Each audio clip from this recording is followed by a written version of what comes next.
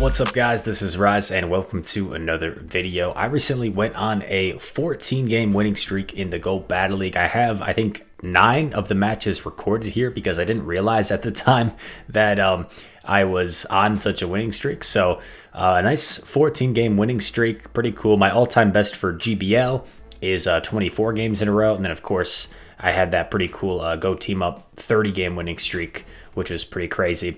But 14 in a row, which is actually my highest of the season. And I realized that I was on a winning streak when I think I had won like maybe 10 in a row or something. And I like started recording more. So I had like some of them recorded, some of them not. These were battles off stream. And I think the team is very effective. At least it's working for me. I'm running Alolan Ninetails in the lead, which I know can be an annoying, spammy Pokemon. I'm running it with Powder Snow, Weather Ball, and Dazzling Gleam. Vigoroth with Counter Body Slam Bulldoze. So 2 very spammy Pokemon in the lead, and then Mew in the back with Flame Charge, Wild Charge. I think it really fits my play style.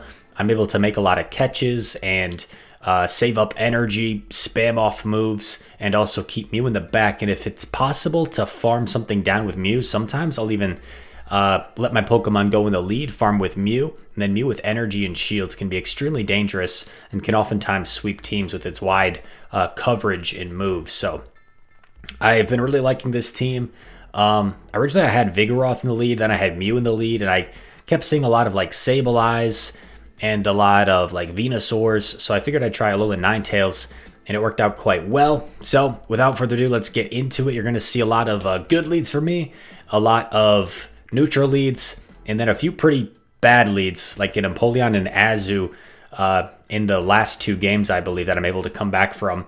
So also make sure you stay tuned for the last game as we shoutcast these, because something insane happens that you're going to want to see that some of you may have never seen before. So make sure you stay tuned till the end. I think it'll be worth it. So right now I'm starting Pats C, the first opponent. We've got Ninetales versus a shiny Lickitung. Let's do it. Powder Snow is coming through. And so for me, this isn't a matchup worth switching out because my Mew really doesn't want to see this thing. And I know my Vigoroth has a good matchup against this, but if he's running a Lickitung in the lead, he's likely going to have some sort of counter answers in back. So it's not a matchup I want to switch out of. I'm just going to play it out. I might decide to shield this for switch. Let's see if I do. I do. And I think you could play that either way. But I figure because I outpace this thing quite significantly, I'm going to be able to build up some extra energy, take it out. And in comes an Azu. And I decide I'm going to store up energy, I think. Oh no, I end up deciding just to go for the Dazzling Gleam. This will do some nice damage. It lands, and rather than letting myself get bubbled down, I actually aggressively swap into Mew, because I figure once I get rid of the Lickitung, he's probably not going to have another great answer. And it's an amazing thing that I did swap into the Mew, as you see, because there's an Altaria in back, and because I still have some health on that Alolan Ninetales, that's going to be extremely crucial in this end game, because Altaria is going to have a really hard time Dragon Breathing down Alolan Ninetales, which you're going to see. I also, I thought there was almost no way the opponent wouldn't shield with still having 2 shields, so that's why I Flame Charge baited and then landed the Wild Charge. So this Altaria is quite low, and I even get off a Weather Ball here. And the reason I switch here is because rather than letting that bubble take out my Alolan Ninetales, I'm able to transfer it onto the Vigoroth. And if there's some sort of scenario where the Azu takes me out when it has 1 HP, my Ninetales Powder Snow will register before the bubble. So I'm just thinking about that ahead of time. Just trying to charge or time my charge moves as well as possible there, so I'm not giving the Azu any free energy.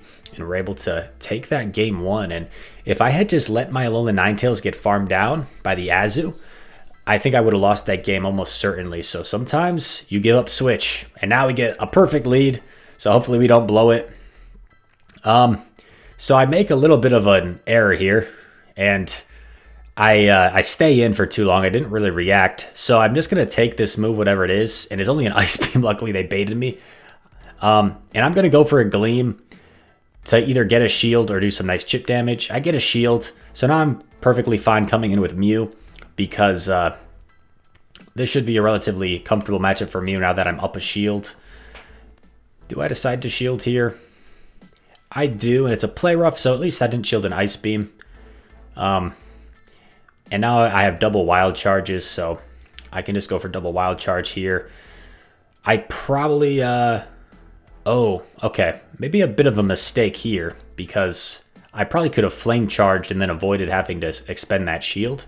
But I do farm it down, and now I have quite a bit of energy for this Altaria that's likely going to come in. So I'm going to double wild charge here, and then I'm most likely going to switch again. Yeah, I'm going to double wild charge. And now here, do I switch into A9 or do I switch into Vigoroth? I switch into Vigoroth, and they blind swapped because they figured I was coming with Ninetails, and the swap ends up working well. I end up baiting here with Body Slam because Bulldoze is such a bad move and Body Slam is such a good move that, like, even if he doesn't shield, the Body Slam, like, it's still going to chip away and I'm going to get to more. So I didn't really feel like there was, a whole lot of reason to go straight for the Bulldoze. If he had not shielded the Body Slam, I would have just gone straight Body Slams from that point, and they would have chipped away. And I still had two somewhat healthy Pokemon in the back, and we're able to take that game very convincingly. And I mean, we had like pretty neutral answers for we only had like neutral answers for Azu, another Altaria lead, so very fortunate lead. And this is also something I've learned in GBL, is like trying to read the meta. And I was seeing a lot of Altaria leads against my Mew lead, so I switched to A9 and I started getting a lot more favorable leads for the most part. So sometimes maybe it's all just chance, but I think sometimes you got to try and read the meta and see, okay, I'm seeing a lot of this and this. Maybe I should run this because it covers this and this. And I feel like trying to do that has definitely improved my GBL game overall. This is a really comfortable situation. I'm able to farm down the Medicham. Here comes a Sableye. I'm going to Flame Charge here to avoid getting Shadow Claw down before I get to another move. I get a shield, which is amazing. Now I'm going to go for the Wild Charge. And I probably switch because I already know there's an Altaria in back. So I just switch into my A9 because, like, what's he going to do? Switch into Altaria? I guess theoretically it was kind of unnecessary. I could have just, oh yeah, the Altaria took a Weather Ball, so it was basically done already. So yeah, so that's why I aggressively swatched. If the Altaria was still, like fully healthy, I probably would have just let Mew go. Vig versus Sableye, close matchup, and then my A9 versus Altaria. This is a pretty even matchup. I think A9 has the advantage, especially if they Dragon Claw bait me. Like, that is a situation where it is just not worth the bait, in my opinion. Like, why would you even bait with Dragon Claw? I'm going to get to another move here. Like, what are they running? Dragon Claw Dark Pulse? So A9 takes that thing out, and then it comes to Machamp, and I'm just like, what on earth is going on? I do not want my A9 to get countered down here and have to deal with all that energy, so I actually aggressively swap into my Mew to avoid the Machamp farming me down, because if the Machamp farms me down, I'm in some big trouble. I successfully shield a Rock Slide, which is huge. In comes an Azu, and this is great. I'm just going to go up to double wild charges.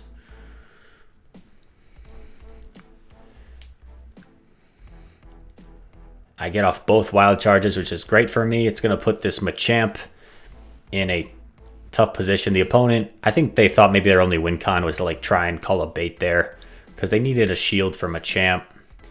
Otherwise, there was no way Machamp was going to take out both Pokemon at back. I get the last shield there. Aggressive swap into A9 and then Powder Snow down. So we've had a few wins already during this winning streak where we we are able to win with all 3 Pokemon still alive, which is cool. So you saw the Elo rise a little bit there.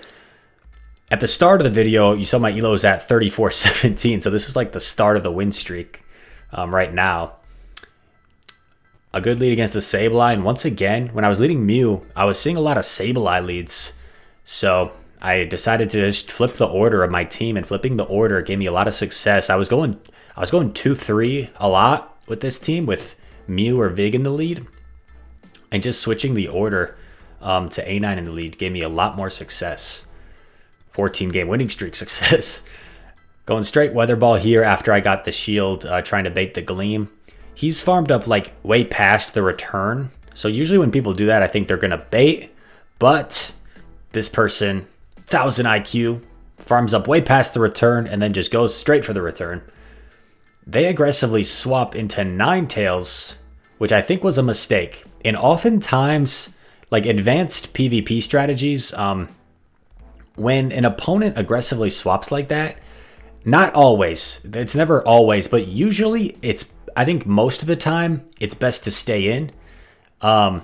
Because normally they have another answer for this thing, and they're trying to avoid being farmed, and they want you to switch out so they can align their other thing with that thing. And as you'll see, what's going to come in? Sableye comes in again. I probably should have thrown that Body Slam because I think it would have KO'd, but I guess I thought my energy would be valuable here. So maybe I go for the counter down. Yeah, it looks like I'm going to go for the counter down. Very nice. Lots of Body Slam energy.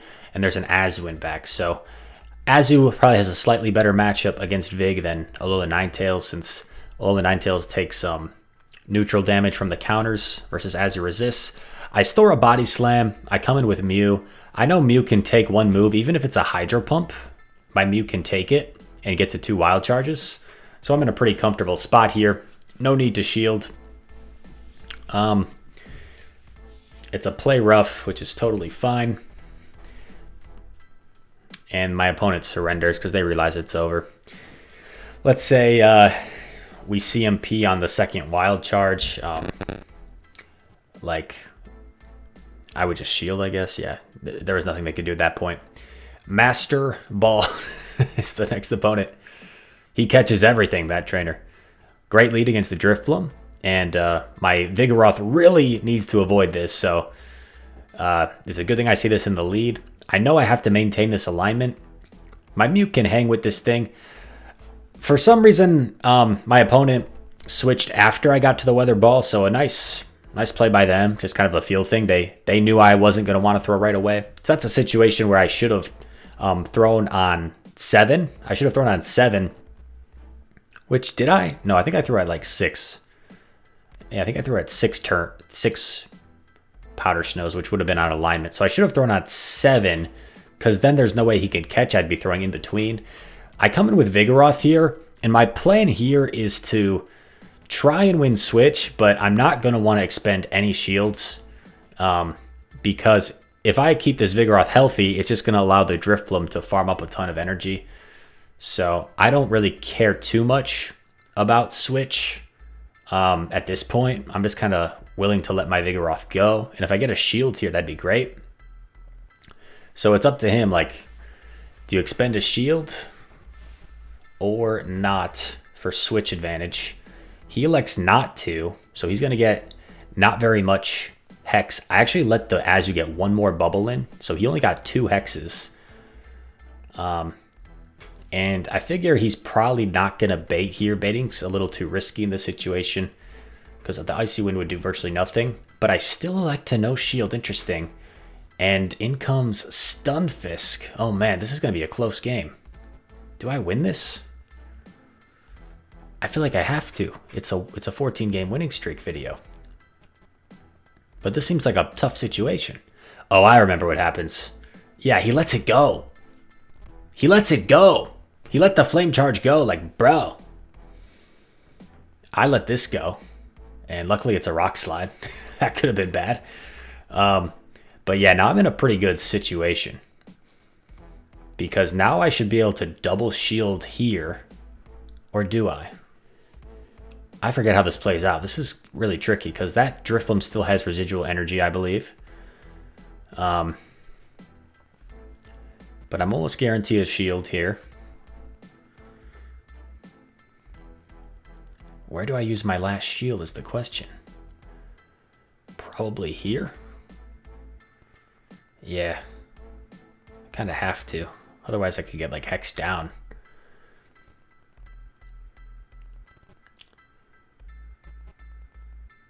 Oh, I think I know what I do. I think I just stay in. Or do I have a weather ball? No, I have a weather ball loaded. Don't I? Yeah. I have the weather ball. And I'm not in Mudshot down range. So the Stunfisk is going to have to expend its energy to take out my Ninetails. And by that point, it should be in Shadow Claw down range. So kind of a tricky situation. I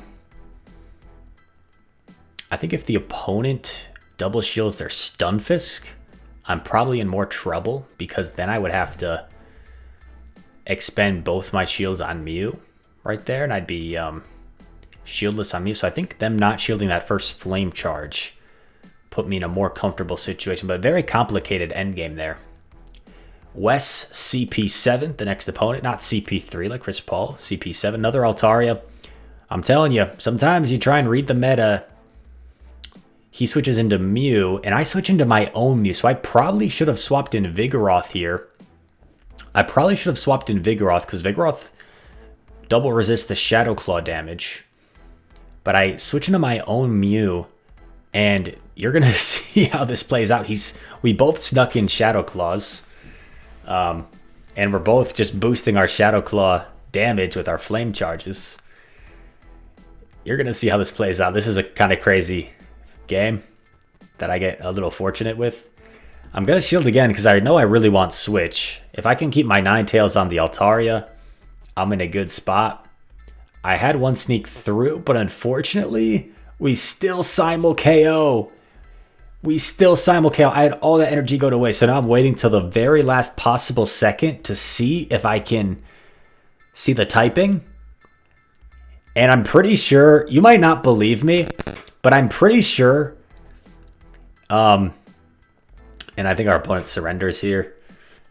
Yeah, his only win con at that point was like if I threw my energy, took it out, and then he like completely farmed down with Empoleon, got off 2 Hydro Cannons. But I realized I was just going to farm as much as possible. But if you rewind the tape there, what am I, like 70? The terrible lead here. So finally, everyone in the comments, that's Becky that's typing, Rise, you only won 14 in a row because you had all good leads. The worst possible lead, Empoleon for Ninetales.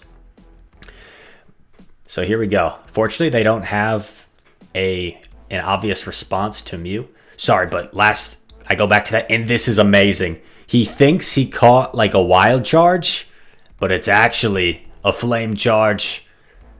Boom, no shield. No shield on the spider. And we Shadow Claw down the spider before it even got to its lunge. It got to the lunge just as we farmed it down. So this is 2 games in a row where like a half-second reaction puts me in an extremely good position. So now we take switch advantage. I'm going to go flame charge here because I don't think he can waterfall me down. Actually, he probably can. Yeah, these waterfalls really chunk. Yeah, so unfortunately, I just barely don't get there, but that's okay. I have to come in with Vig, of course. And I'm thinking Ninetales probably is going to have play in the back, considering there's an Empoleon lead, so I don't shield here. Hydro Cannon takes out a big chunk, about half. I'm able to counter down. What's in back? It's another Ninetales, and it has Charm, so I'm in a pretty good spot here. This Body Slam will do quite a bit. He doesn't shield it. He knows that I probably am running Dazzling Gleam, which I am. And I think I just go straight Weather Ball at this point. Because I know 2 Weather Balls should pretty much KO here, plus the powder snow damage. So in my opinion, there's no real reason to go for the Gleam. I think them shielding a Gleam could be a possible lose condition, because if they shield a Gleam, I could only get to a Weather Ball. They could farm me down and then Weather Ball my my Vigoroth. So I think straight Weather Ball is the safest play here. Obviously, if I had just gone straight for the Gleam, he didn't shield, so I would have just won right there. But as you see, there was really no need to go for the Gleam. Just straight Weather Ball ended up being enough, and I was able to recognize in this endgame situation that straight Weather Ball would win pretty much no matter what. Unless maybe like my timing was horrible and I let in like 3 extra charms. The next opponent, Ninetails versus Azu. So this is the crazy game. This is something crazy happens at back. So I aggressive swap into Vig. He swaps into a Scrafty, which isn't that bad for Vig, because Vig can actually force a shield in this matchup, because I'm going to get to body slams the same time he's getting to power up punches. And Scrafties always go power up punch against Vig. So I know this is a power up punch. I'm not going to bother shielding. I'm going to get to a body slam first. And I already got the shield, so he's not going to shield this one. I tried to throw as he was getting to his pup, just in case I could potentially CMP him, but I'm sure he's fully aware he doesn't need to worry about that. I'm definitely going to come in with Ninetails, because I know I'd have to worry about the foul play with Mew. So even though Ninetails energy isn't quite as valuable as Mew's energy, I'm still just going to come with the Ninetails. And I think he just went pup here. Yeah, he just went pup so he could do some more counter damage before he goes down, which I don't know. I don't know what would have been more damage overall, that play or the foul play. I'm getting ready to aggressive swap into Mew. And he's staying in, which tells me he's probably weak to Mew and back. Could be a Psychic type. I'm going to shield. And it's actually a Hypno. And this is amazing for me. So I'm keeping track of Hypno's energy. It's 4-3-4. It's 4-3-3 for elemental punches. It's 5 confusions for the Shadow Ball. But at this point, I realize I can just farm a lot in Wild Charge, and an elemental punch plus the confusions would still put me dangerously low. So I commit to a shield. So I know he's 3 away here, right? He's 3 away. 1, 2, 3. So he's right there. He gets to it. So I throw the flame charge on the CMP, and check this out. Some of you may have never seen this before, but he shields, and shields still, they don't put the damage at 0. They reduce the damage to 1. So he gets KO'd through the shield. If you guys didn't know that, that's what I was talking about. I'm sure most of you guys are advanced battlers and you knew that, but I'm sure there's at least a couple of you that have never seen that before. Shields actually reduce the damage to 1.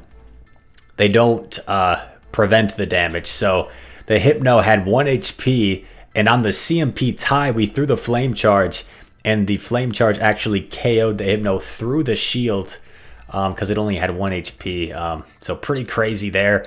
If the Hypno didn't have 1 HP, it would get off the punch. The punch would take me out potentially.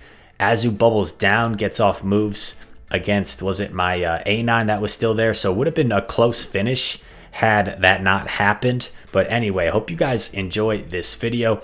If you did, make sure to leave a like and subscribe. I'd very much appreciate it. And all that said, thank you for watching. Hope to see you in the next one. Peace.